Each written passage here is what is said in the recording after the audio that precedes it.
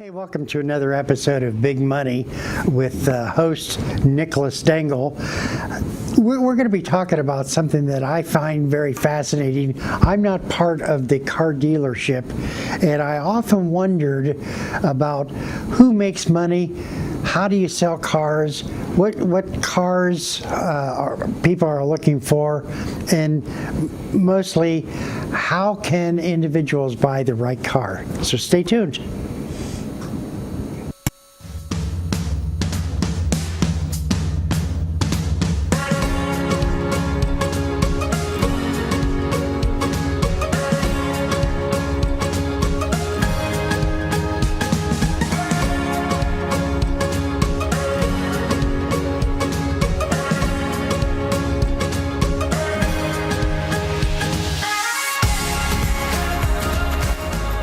Hey, welcome back to Big Money. You know, Nicholas, you're the general manager at the Glockner Superstore in Portsmouth, Ohio, and you have really a very good understanding since you've been working there as a used car salesperson, as an internet salesperson, as a manager, and now you're the general manager.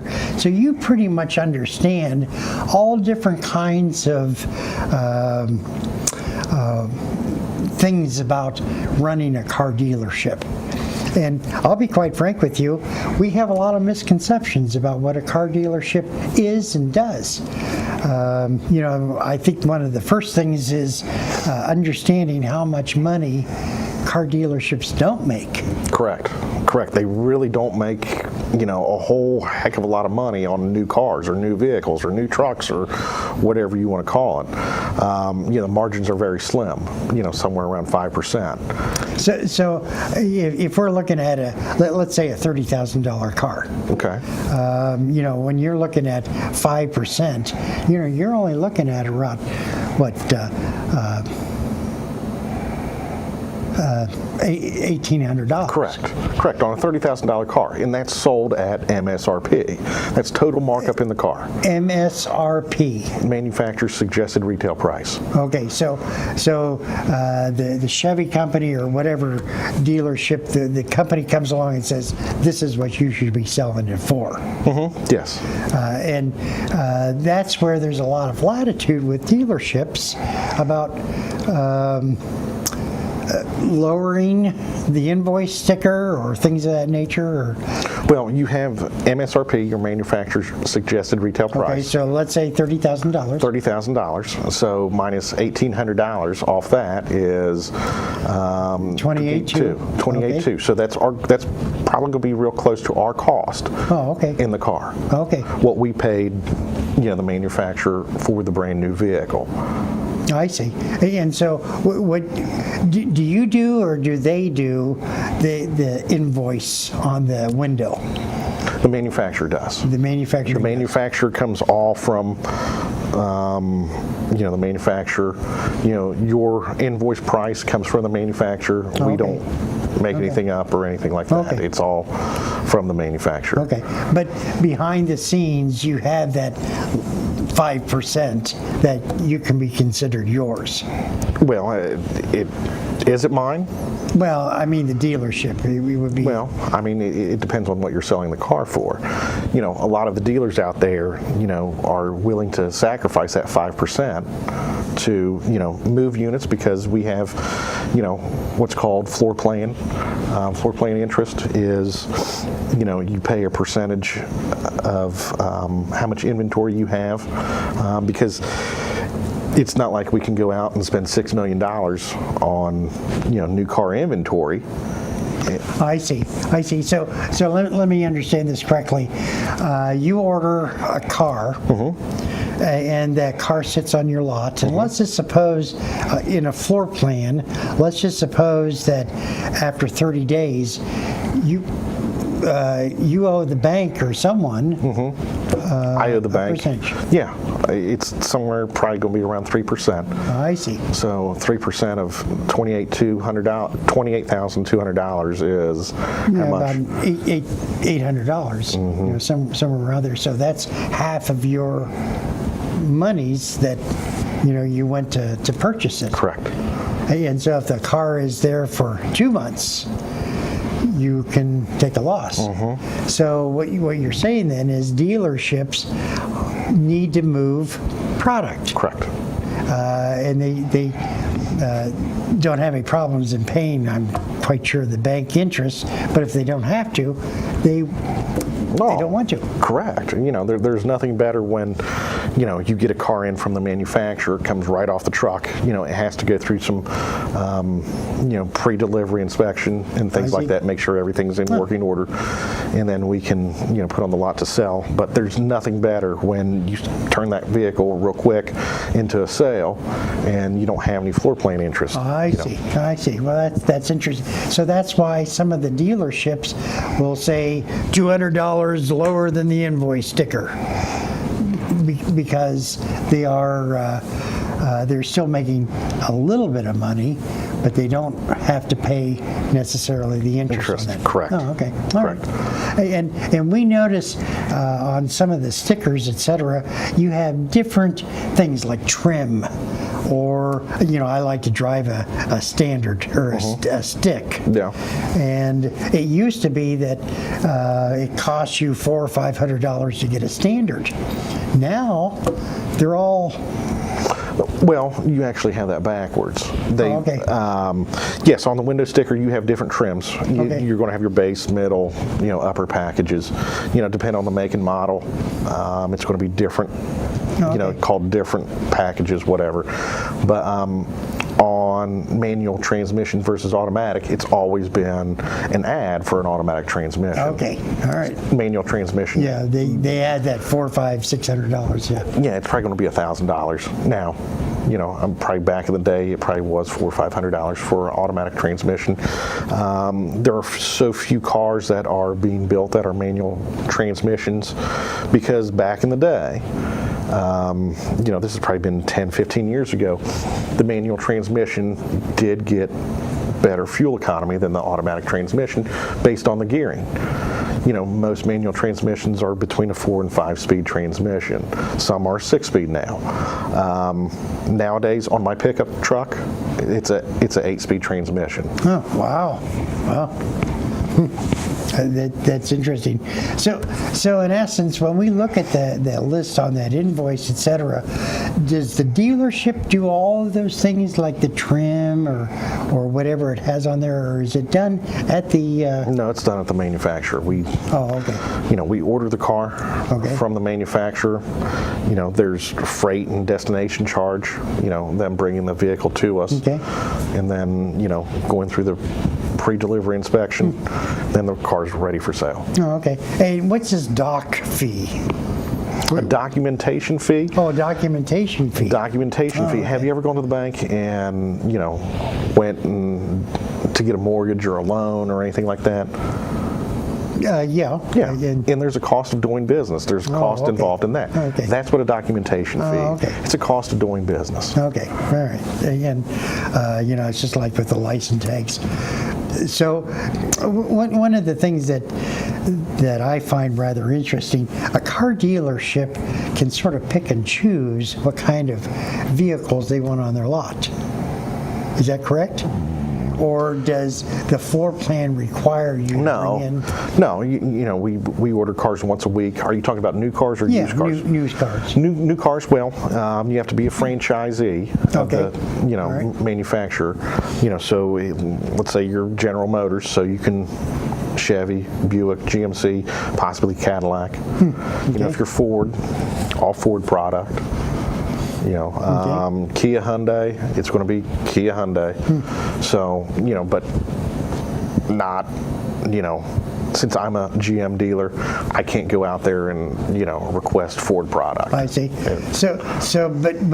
But in essence, you can sort of pick and choose the kinds of models within that general. Yes. And just got my curiosity. What's sort of the national trends now of?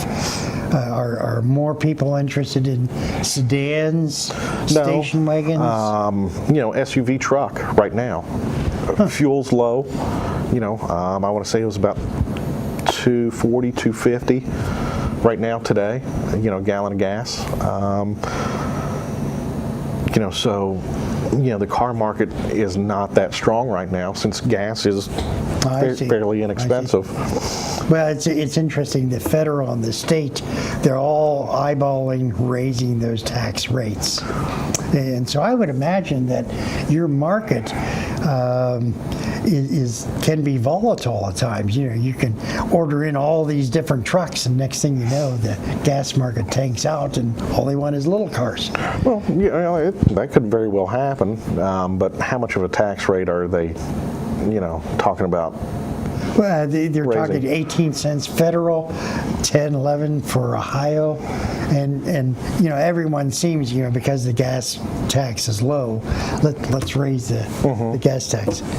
Anything around $3 a gallon really isn't going to make the market, have any really big swings. Okay. You might have some people grumbling about it for a week or so about it, but in the end, people are going to still want their SUVs. Yeah, that's true. People are still going to want their trucks. I've driven a truck for the last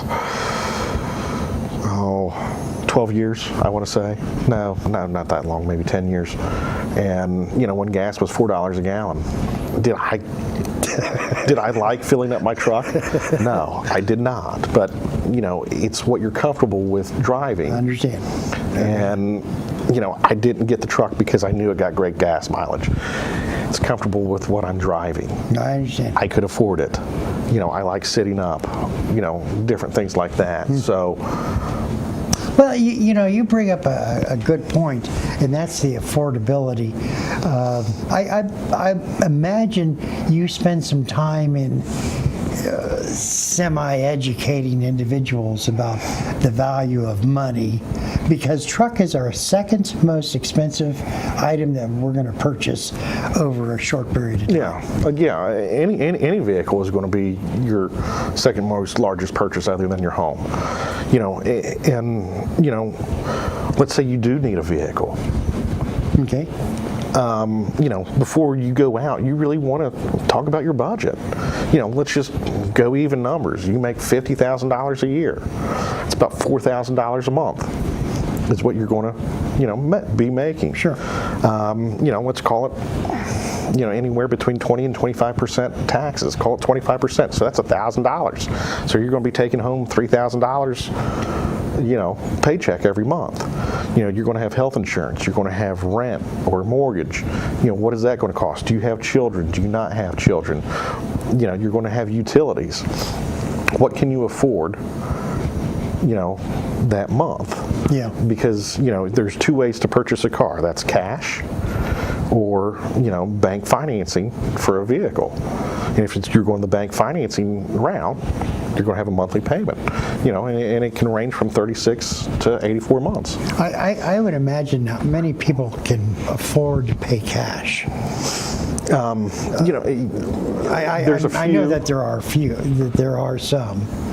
But the majority of people that walk into our dealership, need bank financing. Just, a lot of people do. I need bank financing. Sure. I can't go out there. Your money is tied up in assets, and every living day. You brought something here. And that had to do with borrowing money. And, in the borrowing of money, etc., you as a car dealership, you have to know some of the basics about lending. Yes. I'm quite sure that you have relationships with different banks, etc. But the individual coming in has their own personal banks too. Yes. And we all want to have the best benefit, etc.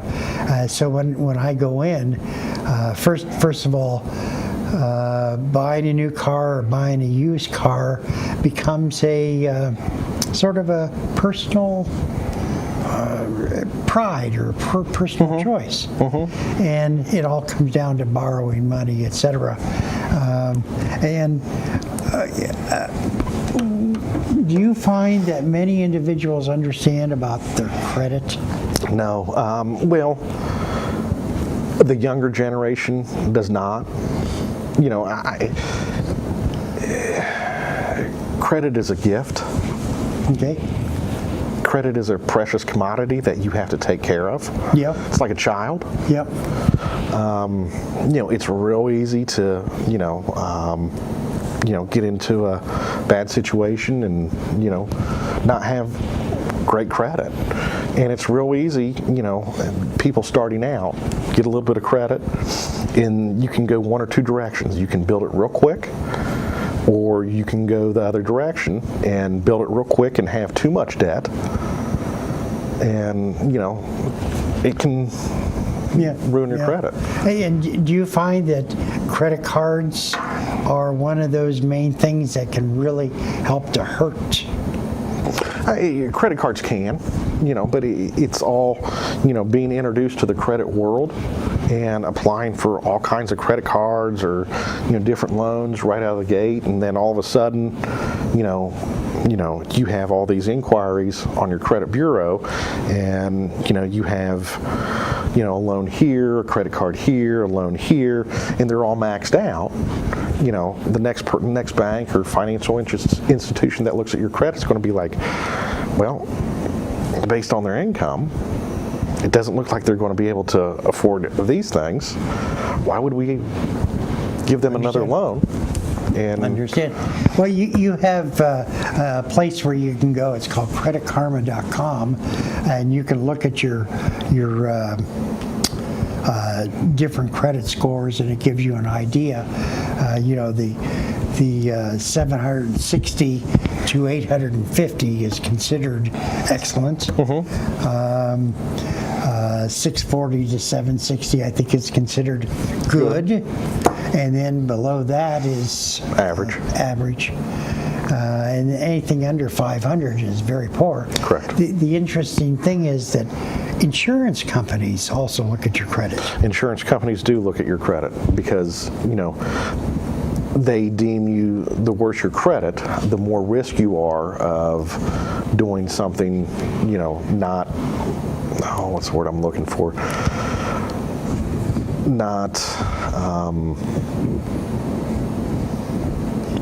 being risky. Yes. You could be Yes. very, very risky. Yes. So how is credit analyzed? And I think you brought up this slide. Types of credit, Yes. 35%. Amounts owed, 30%. That's 65. Length of credit history, 15. New credit choices or applications, and then types of credit. So all of this stuff. If I have 2 car loans and I have 3 credit cards and I have a house mortgage, etc., and I'm all paying currently, that's only 10%. But if I see a mistake on there. Well, anyway, so amounts owed is really extremely important. Nicholas, we were talking a little bit ago about credit cards. And many people don't know how to figure out the credit card. They get their bank statement and I got 5% interest and I owe this and that, but they haven't figured out how to do it. And so you brought this, and what this does is it shows you, and if the viewing audience hopefully can see this, amount of, let's just suppose, Nicholas, that I owe $10,000 at 5% interest. Okay. We think to ourselves, hey, that's pretty good. Yeah, That's for a pretty credit good. card, Yeah. that's real good. Yeah. And so there's the $10,000. Here's the 5%. Now, how to figure this out? We take the days of the year. Now, what some credit card companies used to do is do 366, which would lower that interest, but they settle at 365. So they divide that 365 into 5%, and that gives you that basic balance. And when then you multiply this by the total amount owed. So if you owe $10,000, you multiply 0.00013 times 10,000. And then, so that's a day, how much you're going to pay. And then number of days in a month is 31. And so the interest rate will be $42. And so now on credit cards, they passed a law where you have to pay 2% of the balance. So you have $200 on $10,000 plus the interest. And so after you pay that, your balance is only $9,800. So low interest rate. But the interesting thing is, you went 10%. And I think this is somewhat average of interest rates for credit cards for most good paying. Yeah. It could be a little bit higher, etc. And here we see $84.93 in interest. And then sometimes when we screw up, all we have to do is miss one payment or be late one payment, and next thing you know, we got 30% interest. And there we see when we go through 30% interest, that is the interest payment. And that's the minimum balance. And so, you know, the rate of interest is extremely important for us people. And do you find that when you're talking with individuals that are buying a car, that they understand about the interest rates? Or they don't. They don't understand about interest rates because, you know, not many people, many people buy maybe 10, 15 cars a year in their lifetime. So are you really going to understand it? No, probably not. Luckily, you know, we don't charge 30% interest. You know, the state of Ohio, the max you can charge is 24.99. I understand. And you typically don't see that interest rate out there. No, you would have to work hard to get that 25% interest. Yes. Yes. Yeah, here's sort of a breakdown of the difference in the interest rates, etc. But basically per month, that is taking away your cash flow. Whether it's $42 or $254, that's taken away from other things that you need to spend on. Correct. And so I found that. But let's sort of I want to go through. We'll talk about lease payments at another time, but no lease payments. And what no lease payments is basically, you are getting a note for a certain number of months. Like for instance, let's suppose I buy that $30,000 car that you're wanting to sell. On an average basis, I may have 5.85% interest. If of course my credit is is really good, I could lower that. Correct. But, you know, and let's just suppose on $30,000, I'm going to amortize, that's easy for you to say, amortize it over 7 years. So my monthly payment would be $436. It's interesting, if I were to go 6 years, my payment would be $500 and some odd dollars, etc. So the interest rate does play along with the length of time. And I would say that, you know, if I were to buy a $45,000 truck or I would get a $80,000 Corvette, you know, the very first question is, could I afford that? And, you know, before you set out to the dealership, when you do need a car, is, you know, we were talking about you make $50,000 a year. What can I afford? You know, you should make a budget for yourself. Yeah, that's a good point. Sit down at the kitchen table. Okay, well, yeah, I guess I could pay $1,000 a month. What's going to happen if this happens? What happens if this happens? What happens if this happens? Okay, well, now my budget's $600, so I have $400 left over just for some other incidentals. Then go out to the dealership, because, you know, $600 a month, that's going to buy you a heck of a lot of car. Yeah. And, it's been my experience that sometimes a brand new car can sometimes be similar to a used car or a pre-owned car. If the circumstances are the same. There's nothing like having a new car where you do not have to worry pretty much for 3 years. Correct. That something major will break down. Yeah, correct. And that's one of the advantages of buying a new car because, you do have a manufacturer's warranty through the manufacturer. Things it's not going to cover wearable items like your tires, windshield wipers, brakes. The maintenance kind of thing. Yeah, maintenance items. Yeah. But, a lot of people out there that want a vehicle purchased new because they can afford it. A lot of people out there that need a vehicle, they purchase you because it's less expensive. I see. Because, you need something, well, I got to do something about it. So I'm going to take, I'm going to go the route that's most economical for me. I'm going to ask you one final question, and I really don't know this. What is a powertrain? What does that cover? The powertrain warranty. Yeah, what is that? It's going to be, what drives your vehicle. So the engine, the transmission, and your drive axles. Oh, okay. So powertrain warranty is going to cover named components on your engine. I see. Transmission, and named components on your drive axles. And I would assume that also includes a timing chain. Is that right? It should. Yeah. Okay. General Motors wise, Okay. yes. Okay. All right. And so who gives those guarantees? Is it the dealer? It's the manufacturer. It's a manufacturer. Huh. That's interesting. Nicholas, we only have about a minute. Share with us some wisdom for 30 seconds. Some wisdom when it comes to buying a car. When it comes to buying a car, listen to the dealer. They're not trying to steer you wrong.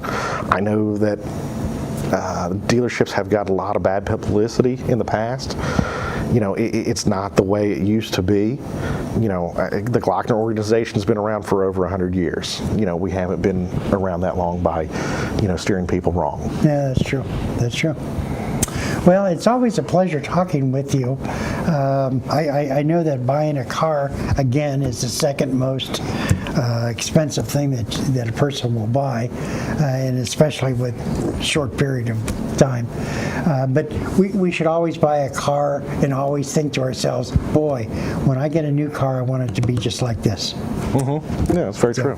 Yeah. So in regards to big money, I want to thank Nicholas for thank you.